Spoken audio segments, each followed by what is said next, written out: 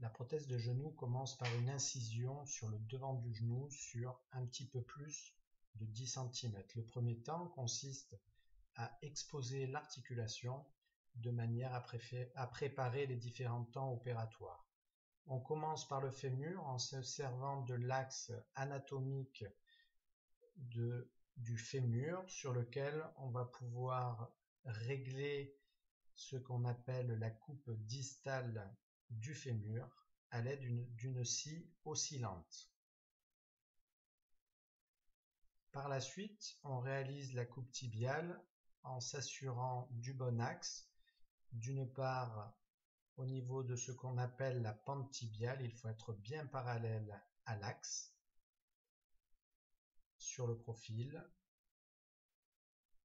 et de face également, il faut être dans l'axe du deuxième métatarse au niveau du pied pour être parfaitement dans l'axe du tibia. À ce moment-là, on peut réaliser la coupe du tibia. Secondairement à ça, on va faire ce qu'on appelle des essais en extension pour s'assurer d'une part que l'extension est complète et qu'il y ait une bonne stabilité avec une bonne tension ligamentaire.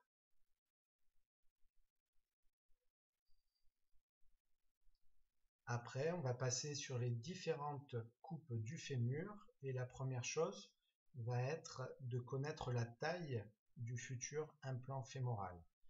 Il est très important d'une part d'être bien centré en médiolatéral mais également en antéro-postérieur.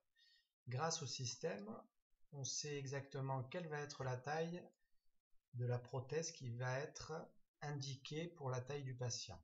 Suite à ça, on met en place le guide de coupe qui va bien entendu être fixé et on va faire les différentes coupes, à savoir la coupe sur le devant antérieur, la coupe postérieure et ce que l'on appelle les chanfreins.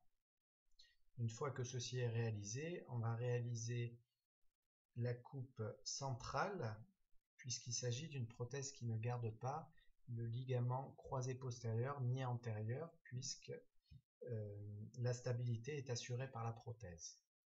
On va ensuite préparer le tibia qui va recevoir l'implant tibial. Et à partir de ce moment, on va déjà réaliser des essais pour s'assurer que les implants que l'on mettra par la suite conviennent parfaitement au genou du patient opéré. On réalise donc des essais en flexion et en extension pour s'assurer qu'il y ait une bonne mobilité et également une bonne stabilité ligamentaire obligatoire pour avoir de bons résultats. Ensuite, on passe au niveau du temps du resurfaçage de la rotule qui n'est pas obligatoire. Ce resurfaçage est indiqué chez certains patients et à ce moment-là, donc le premier temps c'est de mesurer l'épaisseur de la rotule puis ensuite de réaliser cette coupe rotulienne. À ce moment-là, on va faire un essai également avec la rotule pour s'assurer qu'elle est parfaitement axée par rapport à l'essai fémoral. À ce moment-là, on va commencer à préparer les trous qui recevront la future rotule. On peut donc mettre les implants définitifs. On met d'abord une couche de ciment et on met en premier l'implant tibial qui va être donc cimenté. On fait attention de bien retirer le ciment pour pas qu'il dépasse et qu'il vienne irriter les parties molles et notamment les ligaments. Même chose au niveau du fémur, on met l'implant définitif fémoral et entre les deux, on va venir mettre ce qu'on appelle le polyéthylène qui va servir d'interface entre le fémur et le tibia.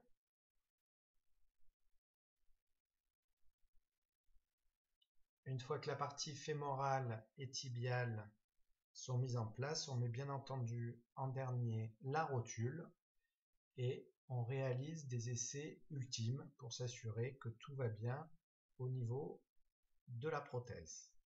On réalise ensuite bien entendu une fermeture opératoire.